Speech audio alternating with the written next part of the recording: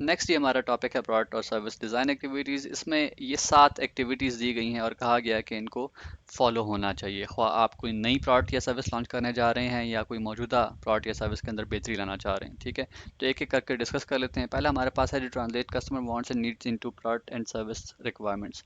अच्छा, इसमें यह है कि कोई भी प्रोडक्ट या सर्विस आप लॉन्च करने जा रहे हैं तो कंपनी को चाहिए कि वो पहले कस्टमर से ये जान ले कि वो क्या चाहती है उसके अंदर, उसकी क्या ख्वाहिशात हैं, उसकी नीड्स और उसकी रिक्वायरमेंट्स क्या हैं। क्योंकि अल्टीमेट गोल यही है कि आप जब भी कोई प्रोडक्ट या सर्विस लॉन्च करें तो उसको कस्टमर्स लेने के बाद या वेल करने के बाद या इस्तेमाल करने के बाद वो खुश हों, उससे सेटिस्फाइड हों। और वो सेटिस्फैक्शन तभी आएगी उनको जब उनको वो चीज़ उनकी रिक्वायरमेंट्स, उनकी ख्वाहिशात के मुताबिक मिलेगी। और ये ख्वाहिशात जानने के लिए आपको चाहिए कि प्रोडक्ट या सर्विस बनाने से पहले कस्टमर से रब्ता करके आप एक सर्वे कर लें, जान लें कि उसके अंदर उस कस्टमर को क्या चीज़ें चाहिए। ठीक है, तो ये ज़रूरी है कि आप उनकी रिक्वायरमेंट्स को ट्रांसलेट करके अपनी जो प्रोडक्शन साइकिल है, डेवलपमेंट साइकिल है, उसको उसमें उसका हिस्सा बनाएं और फाइनल प्रोडक्ट जो है उसमें उस कस्टमर की रिक्वायरमेंट्स को जो है वो लाजमन शामिल किया जाए। ठीक है, तो ये हो गया refine existing products and services.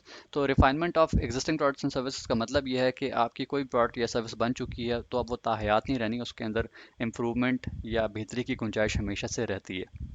आपने देखा होगा कि काफ़ी कंपनीज जिस तरह अभी ये टोयोटा और होंडा है, ये हर साल अपने जो प्रोडक्ट्स हैं, जो गाड़ी है उनकी, उसके अगेंस्ट नया मॉडल इंट्रोड्यूस कराती हैं। वो नया मॉडल इसलिए इंट्रोड्यूस कराती है कि उनको लगता है कि जो उनका पुराना मॉडल था उसमें कुछ बेहतरी की गुंजाइश थी। ये बेहतरी की गुंजाइश उनको शिकायत जो मिल रही होती हैं, कोई फीडबैक आ रहा होता है, कोई सजेशन आ रहे होते हैं, उसके मुताबिक वो उस पर अमल करते हैं। और फ़र्ज़ करें किसी ने इंजन से रिलेटेड कुछ बातें की, किसी ने ब्रेकिंग सिस्टम से रिलेटेड बातें की, तो उसके अंदर वो बेहतरी ला के हर साल नया मॉडल लॉन्च करते हैं और वो नया मॉडल जो है पुराने मॉडल से बेहतर होता है। ठीक है, तो ये उस एक्टिविटी की बात कर की जा रही है। नेक्स्ट हमारे पास है develop new products and services. तो ये भी कहा गया है कंपनीज को कि हर बार आपके पास गुंजाइश ये रहती है कि मार्केट के अंदर कोई खला होती है कि आप कोई नई प्रोडक्ट या सर्विस लॉन्च कर सकें जो कि पहले कभी कोई ऑफर नहीं कर रहा होता।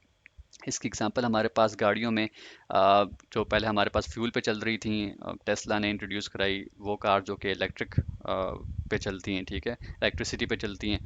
तो ये एक न्यू प्रोडक्ट या सर्विस थी जो कि इस केस में प्रोडक्ट थी जो कि लॉन्च की गई मार्केट में और वो अच्छा परफॉर्म कर रही है उस इंडस्ट्री में। ठीक है, तो ये भी कहा गया है कि आपने नई प्रोडक्ट और सर्विसेज लॉन्च करनी है। देन हमारे पास है फॉर्मुलेट क्वालिटी गोल्स। कोई प्रोडक्ट या सर्विस लॉन्च करने जा रहे हैं तो उसके अगेंस्ट आपने गोल्स भी सेट करने हैं। किसके? क्वालिटी के गोल्स।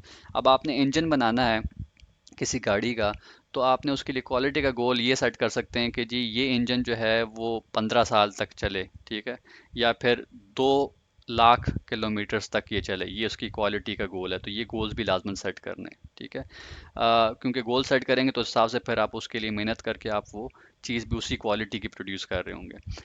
देन हमारे पास है जी फॉर्मुलेट कॉस्ट टारगेट्स। हमारे पास पैसे जो है क्योंकि अनलिमिटेड तो नहीं होते, महदूद होते हैं, कोई ना कोई बजट होता है जिसके अगेंस्ट आप काम करके कोई प्रोडक्ट या सर्विस प्रोड्यूस कर रहे होते हैं। तो उसके लिए कहा गया है कि आप कॉस्ट का भी एक टारगेट बना लें कि मैं ये जो चीज़ या सर्विस बनाने जा रहा हूँ इसके लिए मेरे पास मैक्सिमम इतने पैसे हैं और ये इतने पैसों के अंदर बनाऊंगा। ठीक है, देन हमारे पास है construct and test prototypes.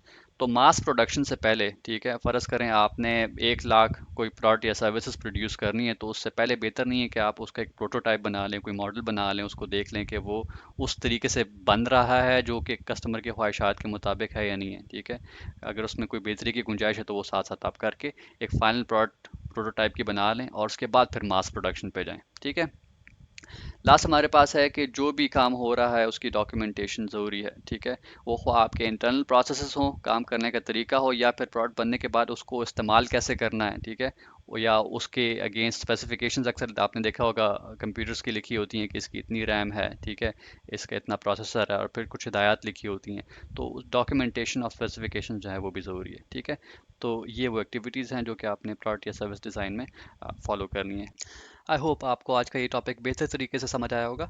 Similar sort of short videos को बेहतर तरीके से समझने के लिए हमारे इस चैनल को सब्सक्राइब कीजिए। Thank you for watching this video.